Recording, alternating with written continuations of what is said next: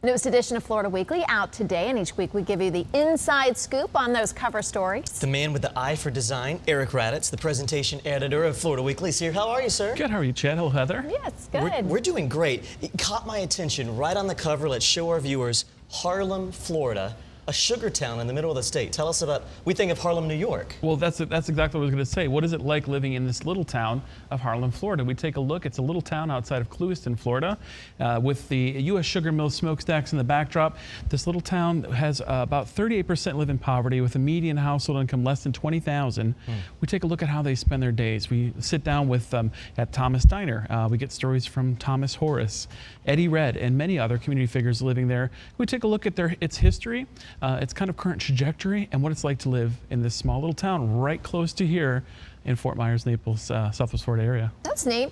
Now, this is fascinating to me because social media is so huge right now when it comes to networking as well. LinkedIn comes to mind when I say that.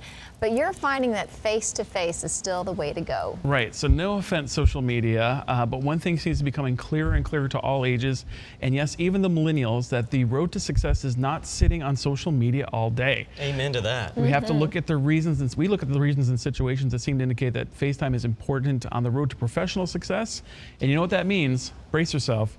You have to get out of the house and away from the Wi-Fi. And you have to talk to somebody. You have to talk to people. You do. I'm thinking President Obama, his farewell speech this week, he made mention to that. If you want to talk about an issue, if you want to make a difference in your community, you got to get off the internet. You got to quit arguing with strangers and go out and talk to people about their differences and how you see the world. Yeah, and they're out there, and there's a lot of similarities too, and that's how you get to start working together to actually do something. And especially in a business setting. I mean, you've got to have those interpersonal relationships with people.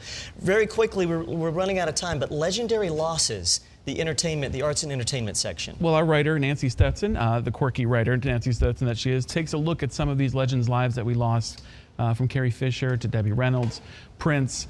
She offers a very unique perspective on how and what to remember their lives means to her. We grew up with so many of these artists. It's hard to see that loss for sure. 2016 was tough.